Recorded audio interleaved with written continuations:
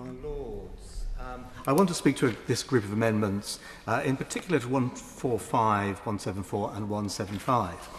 Insofar as Amendment 145 is concerned, which requires there to be an assessment, I'm not sure this amendment is actually needed.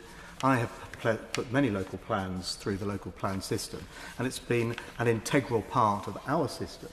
And in fact, the inspector has written to us on more than one occasions to say, look, your plans for building, houses, businesses, other environmental goods must be pari passu, sit alongside and equal with the requirements to assess Gypsy and Traveller sites. So the sense of what Amendment 145 is seeking to achieve is already done, and I have the scars on my back to prove it. I mean, as a leader, I have taken my responsibilities to this part of the population very seriously.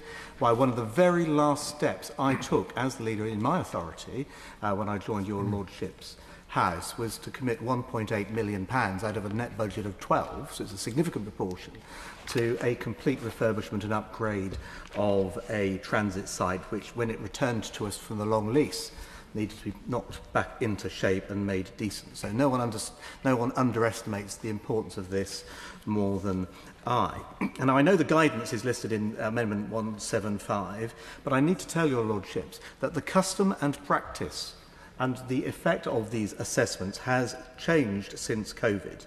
And it results, through a mission creep, well-meaning, in a systematic overstatement of the requirements as opposed to previous assessment. I'd just like to draw your attention to some of the methodological changes, and it's important because Amendment 174 contemplates a restatement of the way in which we make these assessments, and I think it's important to lay before the House my knowledge, which says how the methodology has changed.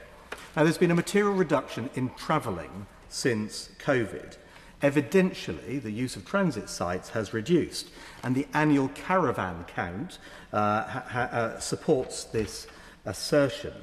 But the new methodologies that we seem to be sleepwalking into place a significantly less regard and importance to the caravan count, which is a system that has supported the population over many years and has stood the test of time.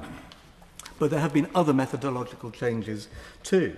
Instead of the face-to-face interviews that previously consultants engaged by councils have undertaken, there's been a switch to telephone interviews.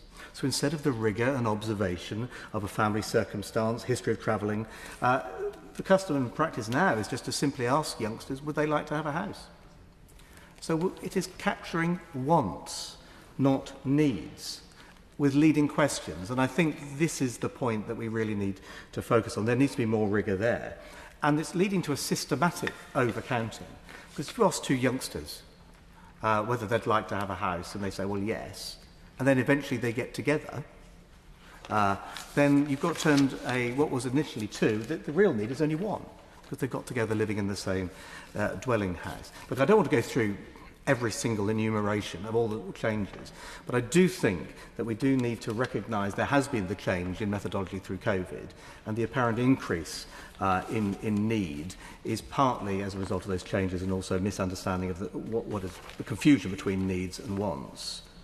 So, and this is important, because, as to my opening remarks, if the inspector plays enormous weight on the importance of having a Gypsy and Traveller assessment alongside other parts of the local plan, if there has been a systematic overstatement and misrepresentation, then otherwise good plans, local plans, could get sent back to the drawing board on a false premise. And as the leader of the District Council's network, I recall, and I can't remember the precise example, but I do recall other districts where they suffered that indignity. So it's not good for the families concerned to have a misrepresentation. It's not good for the local economy to have plans delayed, and it's certainly not good for the national economy with the consequential of having a stopping building. By all means, we must have the counts, but the methods must be robust and evidentially based, and we need to get back to the system as it was, tried and tested, rather than the sleepwalking situation we have had.